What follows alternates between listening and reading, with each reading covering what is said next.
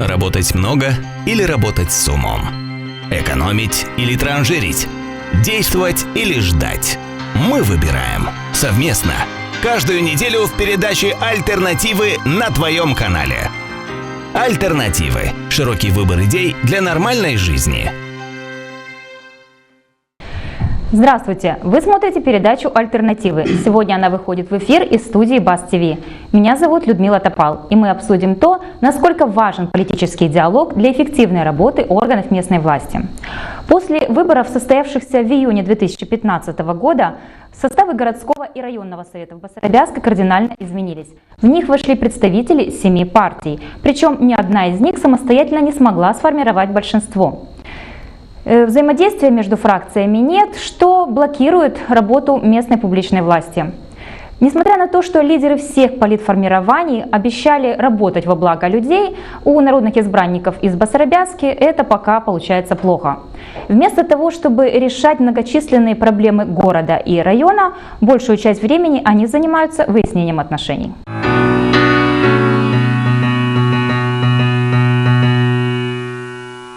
Почему не даете возможность развивать нормально город Басарабяск? Почему не даете возможность развивать район Басарабяск? И что это за клан Клондайка здесь? Все, до свидания. Скандалы в районном и городском советах Басарабяска стали нормой после местных выборов, когда ни одна из партий не набрала нужное для формирования большинства число советников. По итогам голосования по 6 мандатов в райсовете получили социалисты, либерал-демократы и наша партия. 4 места взяла ДПМ. Коммунистам досталось 2 мандата и по одному блоку Юрия Лянка, список народа и независимому кандидату. Из-за разногласий между советниками избрание главы района затянулось на 4 месяца. В результате председателем стал 28-летний социалист Петр Пушкарь.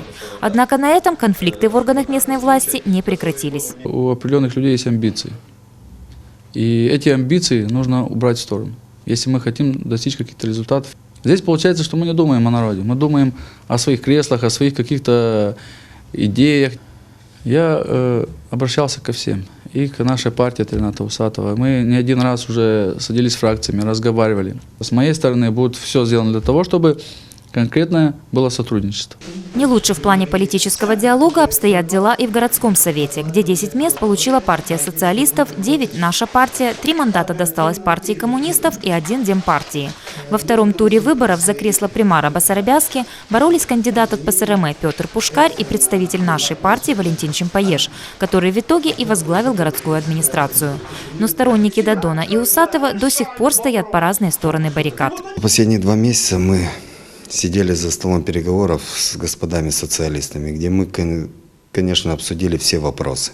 Мы пришли к единому мнению.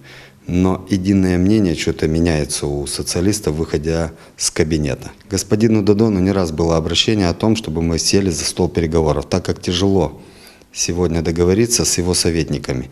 Советники игнорируют это, потому что Петя Пушкарь, сегодня нынешний председатель района, просто боится потерять кресло. Жители города и района говорят, что не замечают желания политиков сотрудничать друг с другом. Я не согласен с ними, что они вообще не работают друг с другом. Они не думают о людей, во-первых, а думают о интересах своей партии. Они больше там ругаются, там спорят. Не видно, что они из одного района, что они едины, как семья. Ими управляет кто-то сверху, это видно невооруженным глазом. Когда речь заходит о принятии какого-либо решения, тогда одна партия согласна, другая вставляет палки в колеса. Когда смотришь по телевизору, такое впечатление, что так делают специально, чтобы унизить председателя района или примара. Из-за того, что заседания городского и районного советов зачастую срываются, либо выливаются в скандал, остаются нерешенными многочисленные социальные и экономические проблемы – освещение улиц, ремонт дорог, кризисное положение муниципальных предприятий и так далее. Вот сейчас здесь объединяем три. Все три. Здесь. Да, сливаем в одно предприятие. Все. И не будет такого бардака, который вы довели. Да вы натворили этот бардак. Что-то я смотрю за 12 лет. Очередная сессия по одному и тому же вопросу. Неужели вы не понимаете, что-то экономически нецелесообразно? Несмотря на обещания лидеров территориальных партийных организаций прекратить распри, у них это пока не получается. А все попытки принять какое-либо решение во благо города или района сводятся к очередному конфликту.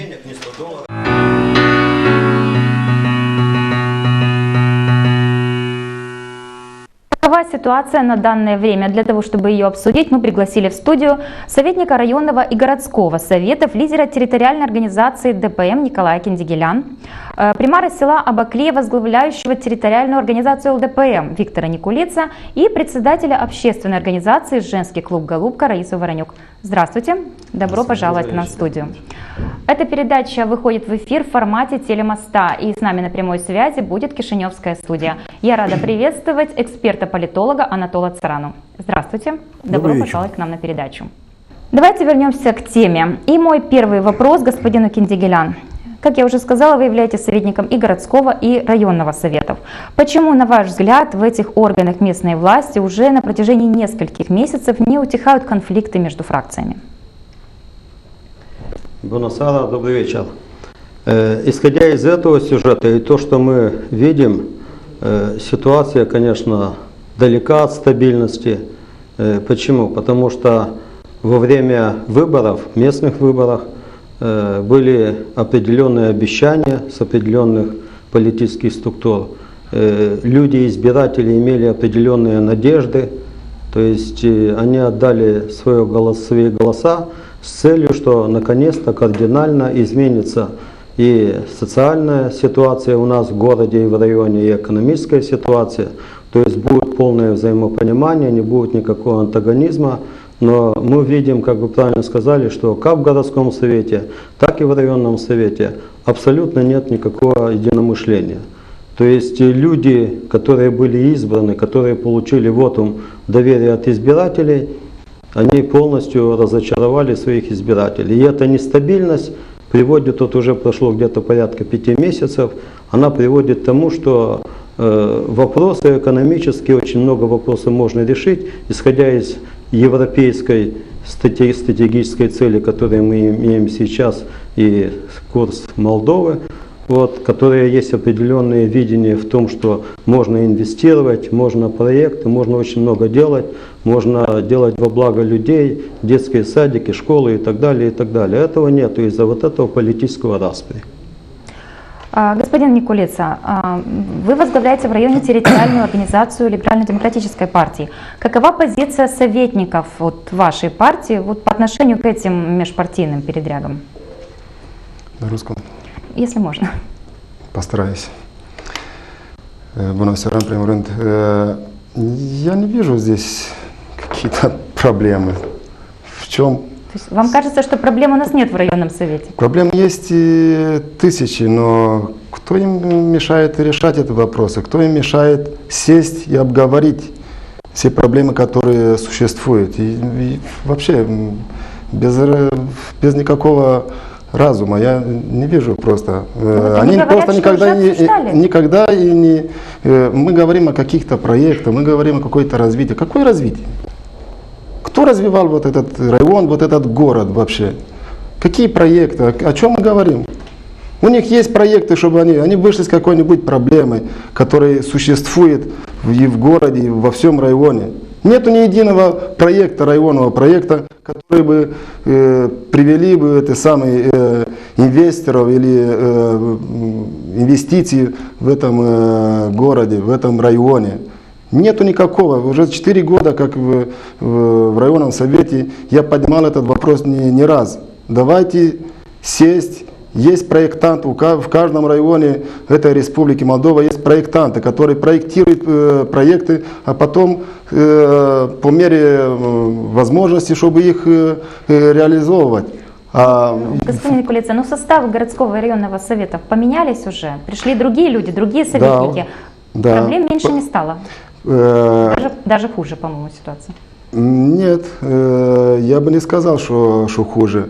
Наоборот, мы только начали работать. У нас есть уже пару проектов, которые мы работаем. То есть я как представитель ПЛДМ в районе уже начали работать над проектом «Вода и канализация в Абаклее». В общем, по городу Бессарабки нет у них проектов, и мы не можем даже им как-то помочь их реализовывать. То есть Проблемы, я вижу, они создавались только между партиями. Я никогда не видел, чтобы они сели и решили, чтобы они помогли хотя бы понять себя. То есть получается, что вот все проблемы, которые есть, кидают на кого-то, чтобы только не решать. Только не решать. Вот в чем вся проблема. Вот лидеры партии социалистов и нашей партии утверждают, что они уже не раз пытались договориться, встречались, договаривались, разговаривали, сидели за столом переговоров. Какое предложение было, хотя бы, чтобы мы сели и обсуждали? Наоборот, я вызывал всех партий, чтобы сесть. Нет, они отрицали. А на телевидении выходят и говорят совсем другое, что им кто-то мешает. Кто мешает? Вот на совете. Вместо того, чтобы решать вопросы, которые были, или предложения, хотя бы одно предложение, там, не знаю, любое, там, по ремонту детсадикам или по проектам, я не слышал ни одного. Никто ничего не предлагал. Просто они начали ссориться. И что сделали? Встали и ушли. Да. Госпожа Воронюк, у меня к вам вопрос как к жителю города, который в данное время так напрямую не связан с политикой. В чем или в ком вы видите причины многочисленных скандалов на заседаниях Совета? Я когда смотрю трансляции с этих заседаний, у меня возникает один вопрос. Этим людям не стыдно, когда они выходят из зала заседания, встречаться с горожанами, жителями района и смотреть им в глаза. После того, как они общаются, вместо того, чтобы искать проблемы и искать средства решения этих проблем. Мы уже давно строим демократию в нашем государстве. У демократии есть как большие плюсы, так и большие минусы. И один из больших минусов, это не мое мнение, это мнение политологов, то, что она дает право, наделяет правом принятия решений людей, которые для этого недостаточно компетентны. И я считаю, что в этом самая большая наша проблема. И в городском совете, и в районном совете. Недостаточный уровень политической культуры. Совершенное отсутствие умения ведения диалога, конструктивного диалога. И пока это будет оставаться на этом уровне, у нас изменений не будет. Я хочу проиллюстрировать то, что сказала, двумя примерами из последней сессии районного совета. Обсуждается кандидатура молодого человека, который собрался возглавить отдел экономики района. Я сколько пыталась запомнить фразу, не могла запомнить, потому я ее процитирую. Значит, ему задали вопрос, как он видит решение проблем в районе. Он, значит, ответил: путем привлечения инвестиционных проектов извне бюджета. Как грамматически фраза не безграмотная, как с экономической точки зрения совершенно, и здравому смыслу не дано ее понять. Отсутствие политической культуры. Снова сюжет для демонстрации. Один представитель партии задает этому же молодому человеку вопросы. Он, как член совета, он имеет право задавать ему 100 вопросов, он приготовил, по-моему, 10 только. Половина из них совершенно не будут входить в компетенцию этого молодого человека, если он займет кресло заведующего отделом экономики района. Но тем не менее он их задает. Для чего, спрашивается? Непонятно. Другой советник, который был членом комиссии, которая утвердила кандидатуру этого претендента, обрывает его и кричит, что тебе надо было прийти на комиссию, ты не имеешь права. Имеет он право. Причем это депутат, который уже на моей памяти лет 20, он не выходит из состава и городского, и районного совета. Он до сих пор не научился, как нужно вести себя во время сессии, как вести политический диалог. В этом я вижу причину всех этих скандалов. Низкий уровень и культуры, и не образования, а образованности тех людей, которые получили мандаты. Ну вот здесь у нас... Да, пожалуйста, господин Пентикина. Здесь буквально немного добавлю то, что сказала госпожа Лариса Воронюк.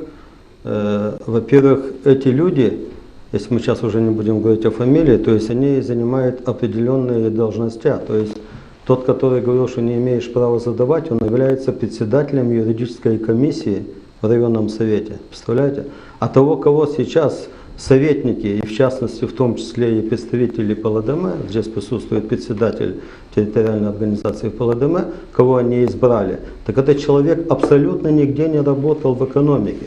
И правильно сказала госпожа Воронюк в том, что о каком экономическом развитии нашего района мы можем говорить или вести речь, если человек не имеет за плечами, абсолютно нигде не работал. То есть мы говорим о том, что избрано руководство района люди, которые не имеют за плечами опыт абсолютно никакого, которые не имеют ни вопросы менеджмента, ни руководства и так далее, которые ради власти, они объединились, и им глубоко наплевать на избирателей, им глубоко наплевать на те надежды, которые жители нашего района выдвигали с ним. Вот такое руководство. Спасибо. Если коротко, да, пожалуйста. Да. Я совершенно не согласен. Дело в том, что у кандидата есть экономическое образование. Он работал в сфере экономики. Господин Кинелян, вы не правы. И не надо сказать, что у него нет никакого опыта, нет образования. Есть у него диплом. И я думаю, что он достойный. И ему дали полгода. Это самый период, чтобы он себя показал. Я думаю, что он себя покажет. И не так, как работало до тех пор, 4 года, господин Киделян, экономический отдел. Потому что мы знаем, кто у вас работали. У вас числился человек по контракту, который получал 30 тысяч лей в течение 3 лет. А его вообще не было в этом в офисе. Его не знают в лицо. А есть контракт. Есть это сам, который... Мы сейчас не будем сейчас выяснять эти вопросы, не в рамках этой передачи. Извините, я вынуждена уже вас здесь прервать. назвали мою фамилию, давайте мы буквально... Значит, я извиняюсь, буквально очень секунду. коротко. Да, давайте мы не будем противоречия. То есть я со всей ответственностью заявляю, что председатель Либерально-демократической партии господин Никулица вводите в заблуждение людей и явная ложь. То есть вы избрали начальником экономического отдела человека, который абсолютно нигде не работал в экономике. Он работал кладовщиком на базе, больше нигде. И как сказали советники, не стыдно было избирать. И то же самое, как избрали и руководителя района, писателя района, который не имеет абсолютно никакого образования, который мы сейчас обсуждаем, и это насмех всем.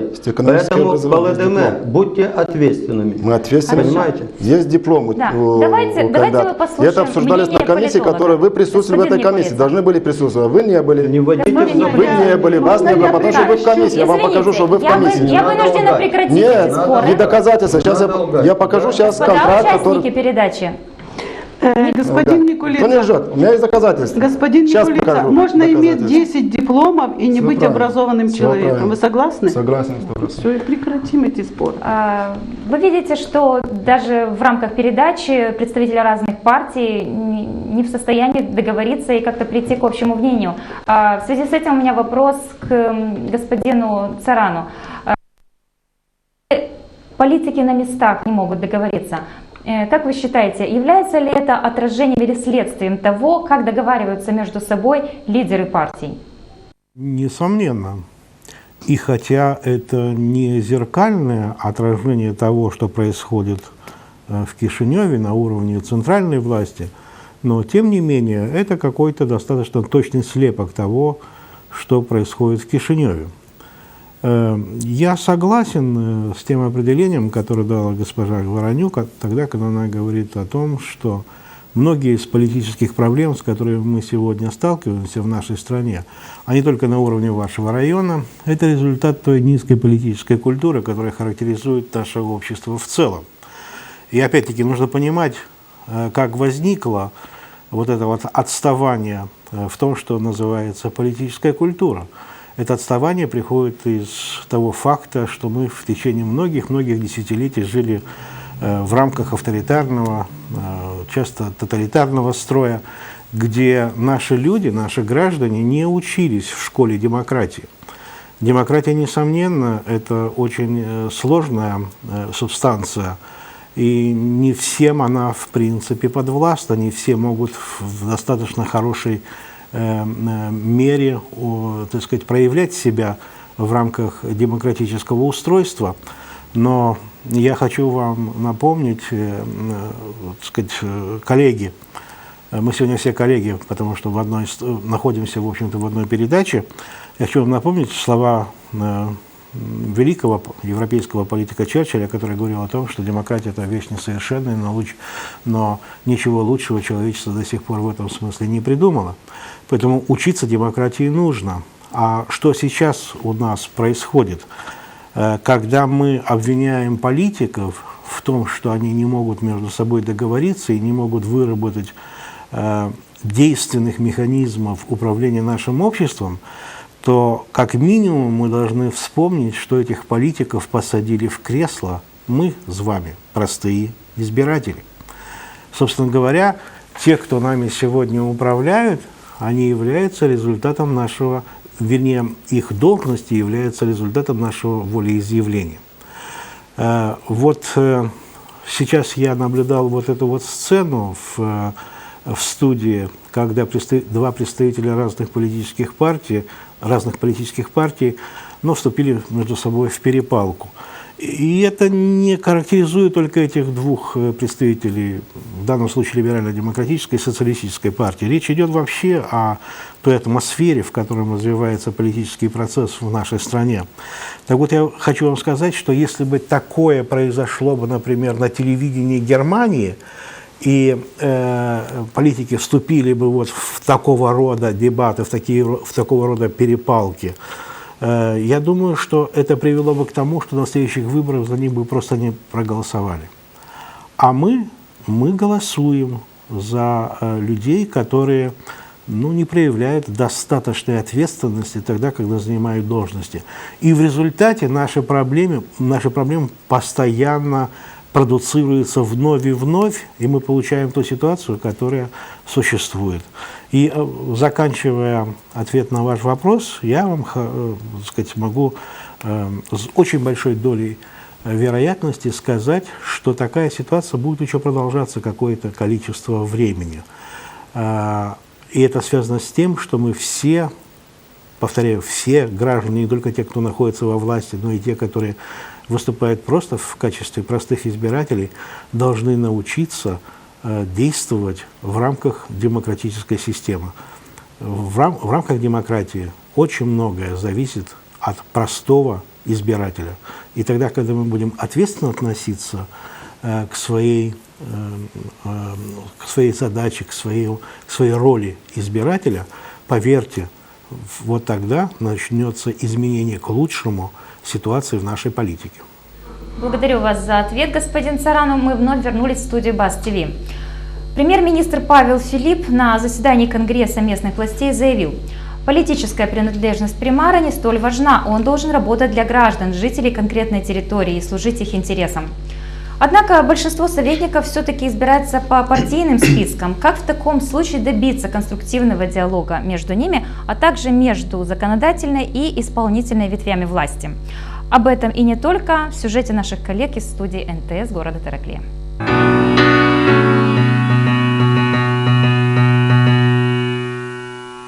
Согласно результатам прошедших в июне выборов в местные органы власти, в состав городского совета вошли представители 4 политических партий. У нашей партии 9 советников из 23, у партии социалистов 6, у партии коммунистов 4, у демократической 1 представитель блока «Список народа» и 2 независимых кандидата. По словам председателя крупнейшей фракции «Наша партия» Ангелины Гайдаржи, работу нынешнего совета можно назвать удовлетворительной. Как только мы прошли в совет, негласно мы договорились о том, что мы забываем, в каких партиях мы находимся.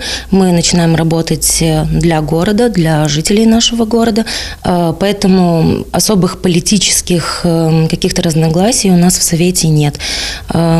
Бывает иногда прослеживается некий интерес у отдельных лиц, которые хотят протолкнуть тот или иной вопрос, тогда мы начинаем блокировать, потому что понимаем, о чем идет речь. Председатель фракции партии социалистов, у которых 6 советников в городском совете, считает, что достичь консенсуса в решении определенных вопросов весьма сложно. Сегодня, если наша партия имеет 9 советников и 4 советника партии коммунистов, это практически прямое большинство, которое практически видно на протяжении всех сессий, что эта команда работает вместе. Они принимают ключевые вопросы, которые их составляют сегодня, естественно, аппарат примария и примара, в частности. И особо они в наших консультациях не стремятся вести диалог.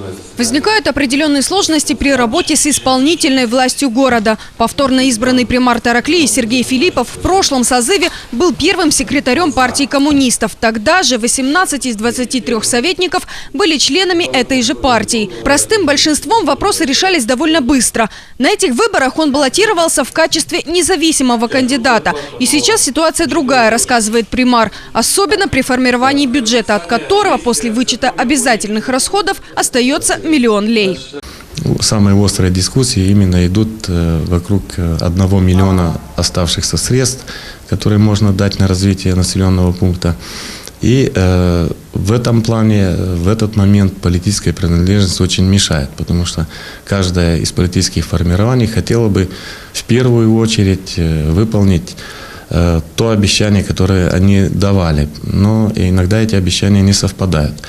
С 2016 года взаимодействие примара с Советом в этом плане стало лучше с принятием и вступлением в силу закона о местных публичных финансах, которое предусматривает, что деньги должны быть направлены на самое-самое необходимое, а не на финансирование предвыборных программ. Распределение, состав органов местной власти всегда проходит согласно результатам выборов и политических предпочтений избирателей. А эффективная работа власти на всех уровнях зависит от компетенций представителей политических партий, их целей и задач, с которыми они идут на выборы.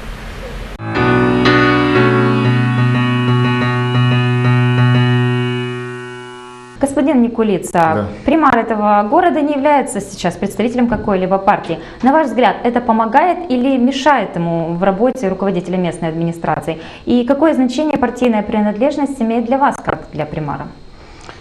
Насчет примаря города я как-то не имею права, то есть обсуждать или как-то дать какие-нибудь... Не, ну вот как вам кажется, если примар баллотировался как независимый кандидат, а в Совете все-таки представители разных партий, это хорошо, это помогает в работе или наоборот мешает? Смотря кто и как умеет потом создать коллектив Совета, чтобы работать. Я в 2011 году при первом мандате был избран как независимый кандидат.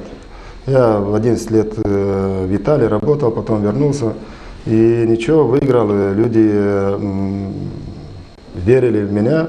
И на второй уже мандат, уже как вступил в ПЛДМ и выиграл, то есть набрал больше даже очков, 87% из сельчан доверили мне.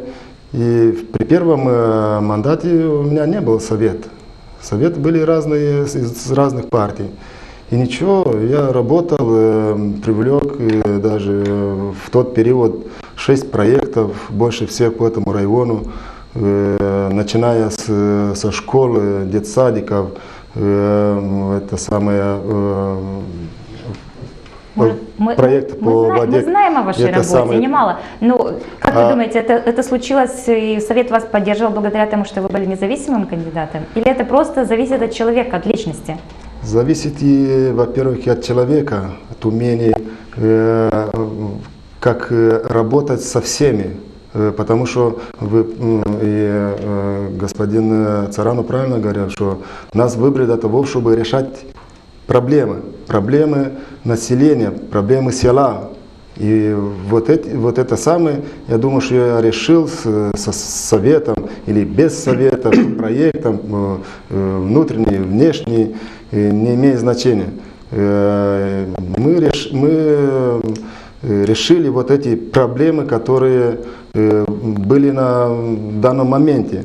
И поэтому не всегда партии или сколько там членов партии в большинстве или в меньшинстве, они не должны создать, вот как на сегодняшний день создавалась вот эта ситуация в районном и в городском совете города Басарабяска.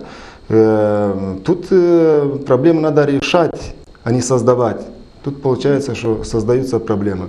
Когда решаются проблемы, нужды села, то есть, думаю, там принадлежность уже. В принципе, это не должно быть. После выборов все должны сесть и работать.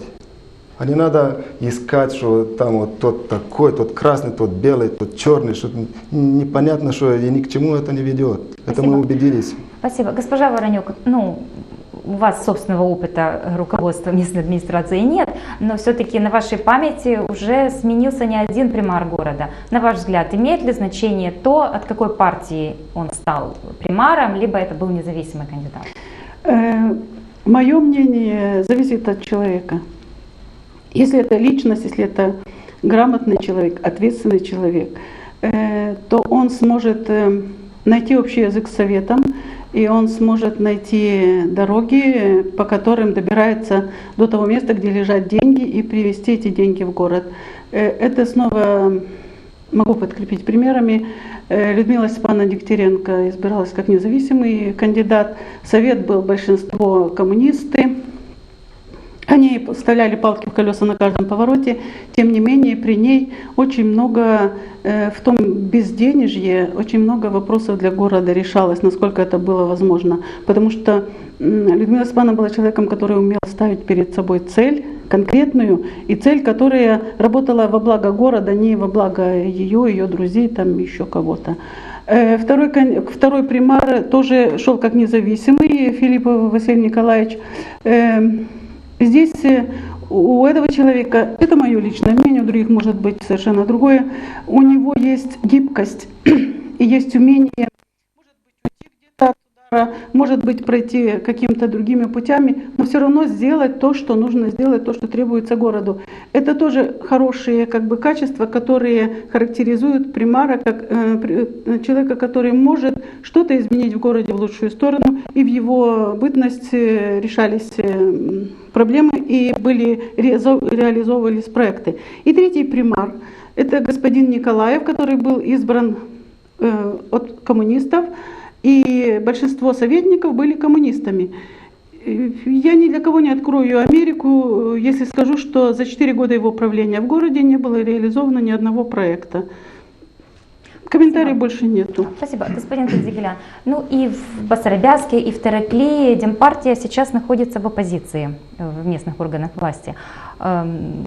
Какую позицию в данном случае должны занимать ваши советники для того, чтобы эффективно и конструктивно работать в этих советах?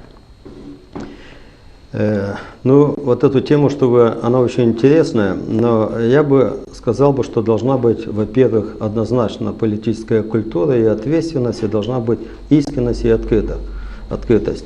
Я не понимаю, допустим, примар, если он избран независимым или избран от какой-то партии, а затем начинает там где-то абсолютно игнорировать политическими какими-то своими убеждениями. То есть надо быть открытым. Если ты являешься членом партии, так ты будь им до конца, то есть, чтобы избиратель знал, потому что получается какая-то необъективность. Ты идешь на выборы с определенными идеями, с определенным видением, ты за собой тянешь определенный сегмент, говоря, что ты от какой-то партии, а затем ты абсолютно об этом не говоришь. Но я абсолютно уверен в том, что если тебя избрали примаром, или тебя избрали председателем района, ты однозначно должен думать в первую очередь о примарии и о районе. То есть ты должен быть объединителем абсолютно всех политических сегментов. Это без вопросов. По поводу демократической партии, что вы спросили, значит, мы в нашем районе Басарабяска имеем больше всех примарий, от нашей демократической партии. Просто вопрос по городу, мы его проиграли, поэтому здесь социалисты, поэтому такая ситуация. Но я хочу сказать, если взять немножко, сделать аналог и с Кишиневым, то, что делается во власти, потому что давайте мы будем открытыми. Вот независимость Молдовы порядка 25 лет. Постоянно мы топчемся на месте. Постоянно нерешенные социальные вопросы, экономические вопросы, политические вопросы и так далее. Единственная партия, которая на себя взяла ответственность и руководство, хотя имея большие риски. Но мы сейчас не делаем рекламу своих партий, Нет, мы не просто делаем, обсуждаем мы просто ситуацию в городе, да. и в районе. Извините, наше эфирное время ограничено, поэтому давайте пойдем дальше. Политические баталии в парламенте, на митингах и в других местах мы можем ежедневно наблюдать по телевизору, читать об этом в газетах, на интернет-сайтах. Но то, что происходит в родном городе или селе, всегда больнее, всегда заметнее, воспринимается это острее. Давайте послушаем, что думают люди о деятельности органов местной публичной власти в районе Унгени.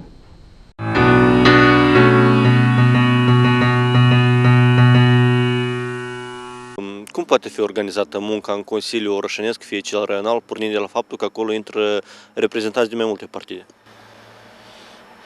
Este partea bună a lucrurilor în cazul de față, fiind reprezentanții mai multor partide, procesul decizional se realizează în mod, hai să zic, mai democratic. Și eu să zic, foarte bine se poate de conlucrat, fiindcă dacă sunt rezolvate interesele cetățenilor de rând, atunci se conlucrează. Dar când sunt interese personale, este altceva. Atunci n-ar trebui conlucrare. Aș vrea să vă întreb cât de mult sau cât de puțin consilierii orășenești, fie cei regionali, se conduc după principii democratice în procesul de luare a deciziilor. Să spunem că 50 la 50. Bine, eu cred că adeseori mulți consilieri mai mult reprezintă un grup anumit de către persoane, dar ca în ansamblu, cu siguranță, ei de fapt reprezintă interesul tuturor cetățenilor.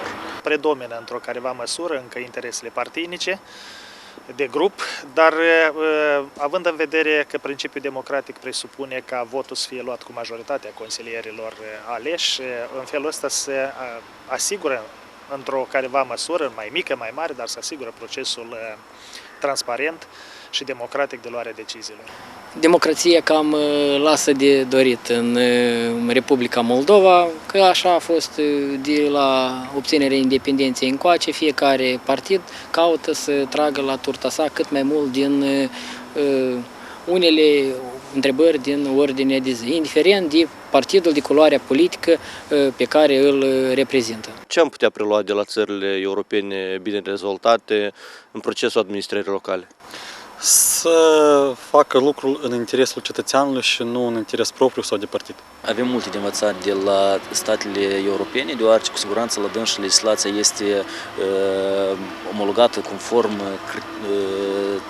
statutul pe care îl au ei și cu siguranță noi trebuie să luăm lucrurile pozitive. Cel mai mult ar trebui de luat de la țările Uniunii Europene, anume transparența, corectitudinea și numirea în funcții pe baza meritocrației și a rezultatelor obținute pe parcursul activității. Toată administrația locală, administrația publică locală trebuie să fie foarte corectă, foarte onestă, să nu bage mâna în buzunarul altora, să nu fure, să nu fie corupte. Aceasta ar trebui să facem. Și legea să fie lege pentru toți. Și pentru Moș Ion, și pentru primar, și pentru președinte de raion.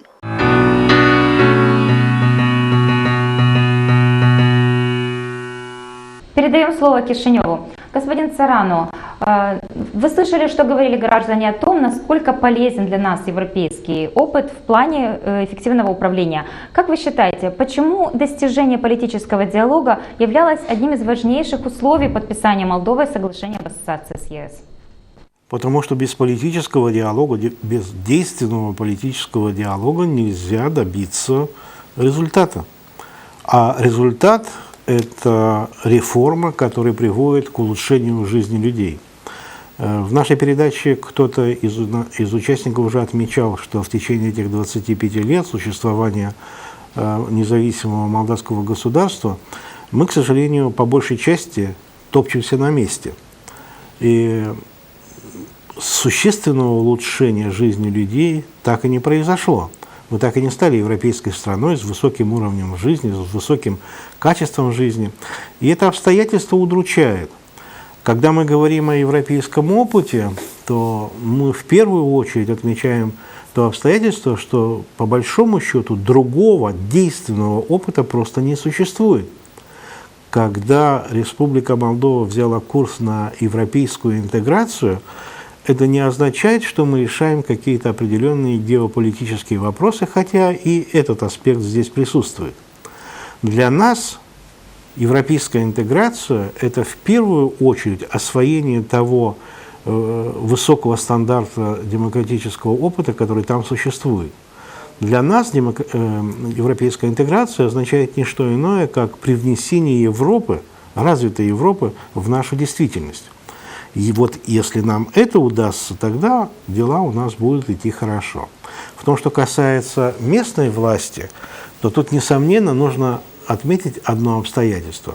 Если на уровне парламента страны политические баталии между партиями каким-то образом еще объяснимы, то на уровне местной власти продолжение этих политических баталий, межпартийных склок после выборов теряет любой смысл. Во время выборов партия, или, скажем так, партия, которая выдвигает кандидатов, это обстоятельство оправдано тем, что партия является сгустком экспертизы, необходимой для преподнесения обществу, тем, чтобы люди поняли, что конкретно хотят сделать вот эта вот конкретная команда, которая представляет определенную политическую партию. Поэтому выборы проходят по партийным спискам. Но в тот момент, когда выборы закончились, любая попытка кивать на партию или еще что хуже, любая попытка партии влиять непосредственно на своих избранников во власти местной, это становится уже актом вопиющей бесхребетности и вопиющего безобразия. Местная власть после выборов должна просто порвать любые связи со своими партийными центрами. Когда я говорю порвать любые связи, это означает, что партии не могут больше вторгаться в сферу оперативного воздействия этих самых народных избранников. В тот момент, когда партия выдвинула определенных кандидатов, она говорит обществу: вот это лучшие наши представители, которые могут представлять нашу платформу, нашу программу в местной власти. Лучших, более хороших экспертов у партии нету. Поэтому, когда партийные, так сказать, лидеры или партийное руководство пытается навязывать свою повестку дня, так сказать, народным избранникам на уровне местной власти, это означает не что иное, как попытку торпедировать нормальную работу, так сказать, местной власти. В этом смысле любые баталии партийного характера на уровне местной власти – это нонсенс. Это противоречит принципу демократической организации власти на местном уровне. Спасибо, господин Сарану. Господин Киндигелян, вы представляете в районе демократическую партию. Вы считаете, что это реально, так как посоветовал эксперт, после выборов порвать все связи с партийной верхушкой в Кишиневе? В этой части, при всем уважении господину Сарану, которого я знаю уже далеко не один год, я здесь не согласен. То есть, если взять реально, что без всяких игр, понятно, что если есть какая-то партийная принадлежность, но она однозначно должна идти во благо людей. Это без вопросов. То есть, если ты уже представляешь какую-то партию, значит, ты должен понимать, что нужно решать, чтобы затем не было стыдно за свою партийную принадлежность для того, чтобы уже людям наконец-то было позитив, чтобы дальше уже было продолжение. Но я бы хотел сказать здесь и следующее.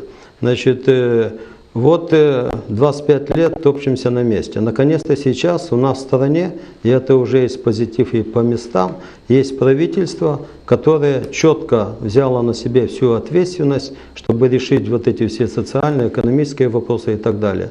Я хочу, пользуясь случаем, чтобы обратить внимание на то, что как никогда сейчас оно поддержано и Европейским Союзом, и поддержано странами-соседями, и Россией, и ведущими странами, и Америкой. То есть сейчас есть возможность, чтобы дать реально возможность правительству, чтобы оно реализовало те проблемы, которые они есть. И вот эти всякие противоречия, вот эти всякие манифестации, которые приведут не знаем к чему, значит, однозначно ничего положительного абсолютно нету.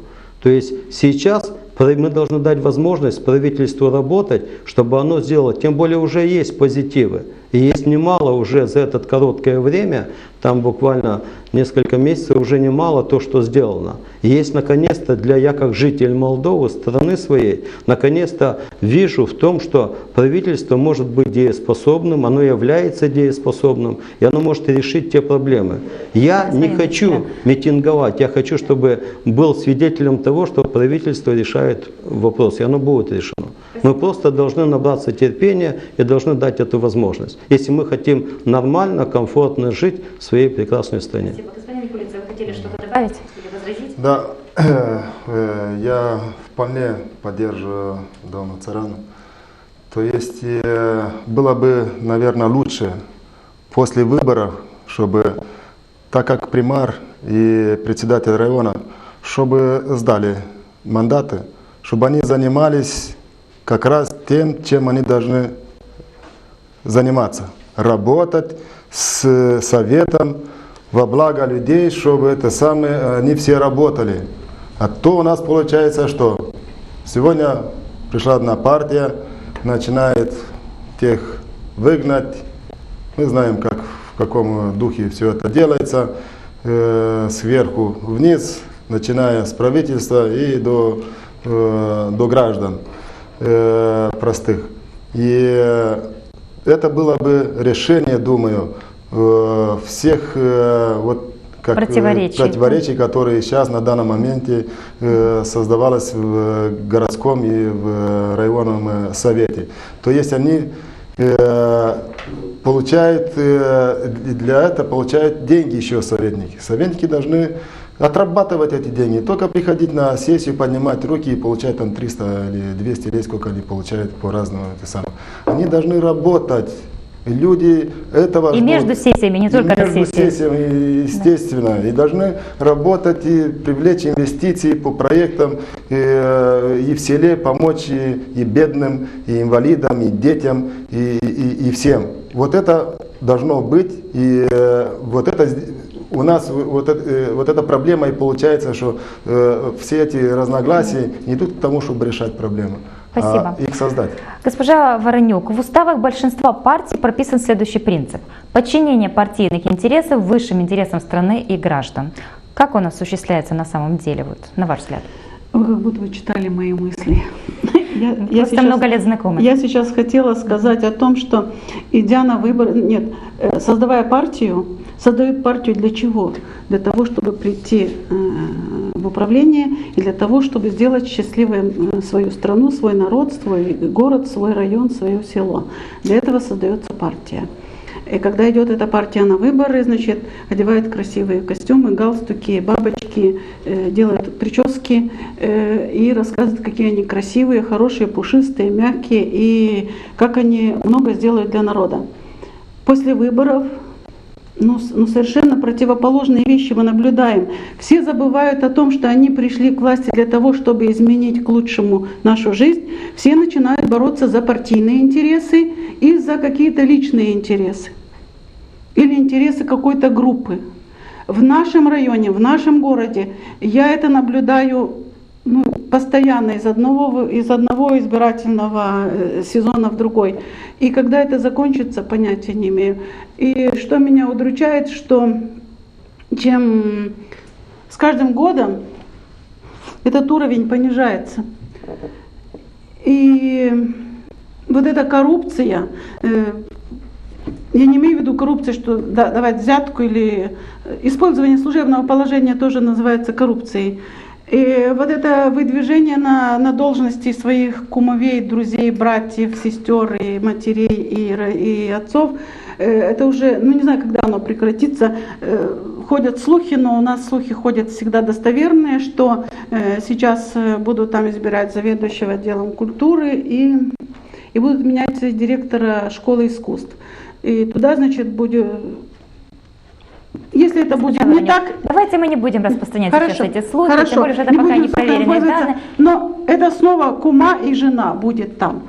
Мы проживем месяц-два и посмотрим, насколько это правильно, насколько неправильно. Я хочу обратиться к нашим политикам местного уровня и попросить, чтобы они вспомнили о нас, чтобы они вспомнили о районе и о городе Басарабяска. Этот город Басарабяска забытый и Богом, и людьми.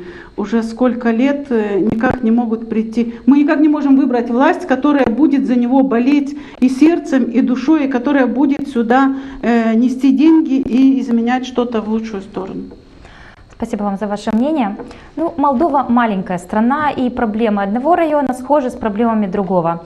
Это касается и межпартийных конфликтов в органах местной власти. Но, однако, есть примеры того, что в рамках одного совета, к примеру, или в рамках одного района вполне эффективно сотрудничают представители различных политформирований. Подтверждение этому нашли наши коллеги из Импульс ТВ города Шолданежск.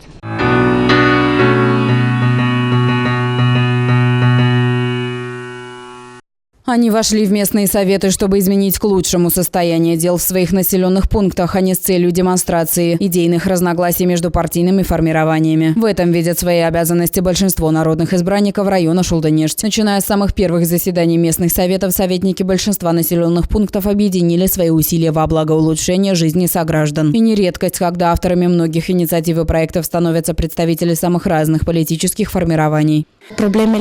У нас скопилось много проблем, поэтому мы сосредоточили усилия для решения поставленных задач на благо всего общества. Уже никто не принимает во внимание, от какой партии ты избран. Если ты эффективно работаешь и предлагаешь что-то нужное, то тебя все поддержат. Во время опроса респонденты особо подчеркнули тот факт, что местные советники не вступают в демонстративное противодействие с примарами. Более того, народные избранники поддерживают все начинания руководителей городов и сел. Нужно, чтобы и примар прислушивался к советникам, и они, в свою очередь, тоже проявляли мудрость и понимали, что примар старается не для себя, а работает во благо всего общества. Советники и примар сотрудничают между собой. Он умеет с каждым находить общий язык, и это дает хорошие результаты. Общение всегда результативно.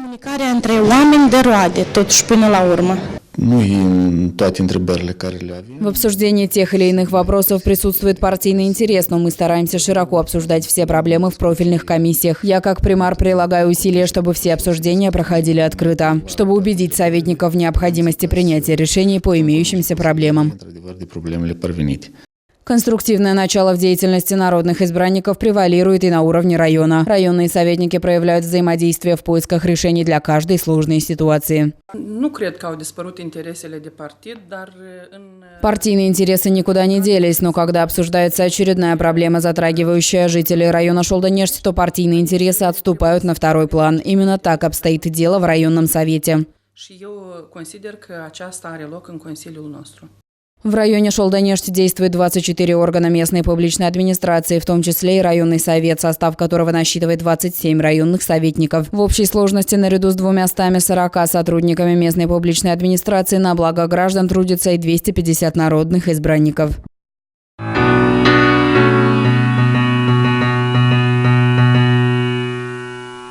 Вот такой рецепт оздоровления органов местной власти дают советники, примары и представители района Шолданежск. У меня общий вопрос ко всем гостям студии БАС-ТВ. Как вы считаете, в условиях столь накаленной обстановки в городском и в районном совете, возможно ли вот подобное решение проблем в Басарабяске, господин Кентигелян? Ну, во-первых, ситуация у нас в районе, это уже люди, избиратели избирали, и мы сталкиваемся с этими проблемами. Значит, мы видим, что есть определенные группы, вот как сейчас, да, там объединились ПЛДМ, социалисты, коммунисты, поставили руководство района, над которым смеются не только район, но и вся страна, то есть люди не имеют образования. И найти какой-то консенсус, то есть понятно, что не могут смириться. Есть советники, которые имеют за плечами и опыт, имеют и образование, которые хотят, чтобы было нормально в нашем районе, и которым стыдно за то, что оно делается, но имеем то, что мы имеем. То есть, другими словами, при нынешнем составе советников и примара, и руководства города и района, вот у нас такого положения дел, как в Шалдонештах, не будет? У нас, как в Шалдонештах, это, во-первых, приятно было, не будет, но мы должны подумать совместно с избирателями, почему будет. Вот я не хочу абсолютно затронуть никого, ничего не затрагивая, да. Я думаю, может быть, будет прозрение у советников и что-то как-то, может быть, решится. Но вот даже вот коллега, да, вот господин Никулица от Паладима, он буквально минут 20 назад сказал, что если его избрали примаром, значит, должен оставить партийную принадлежность. Но он почему-то скрывает в том, что в воскресенье была конференция, и его избрали председателем Либерально-демократической партии. То есть мы должны быть территориальны. Да, территориальны. Господин Киндигелян, но это уже не имеет отношения к нашей теме. Извините, наше эфирное время подходит к концу. Все должны успеть высказаться. Я говорю о том, что если ты советник, ты должен быть честен, правдив, открыт. Спасибо, и ты должен быть делать что во благо людей. Господин Никулица, а вам как кажется, мы можем достичь вот такого же взаимопонимания между представителями органов власти, как в Шалдонеште? Конечно, можем. Мы даже обязаны. Перед людьми мы обязаны сделать то, чтобы было лучше, чем вчера. Это мы обязаны. Каждый день должны работать без экономического развития, без привлечения инвестиций, без проектов.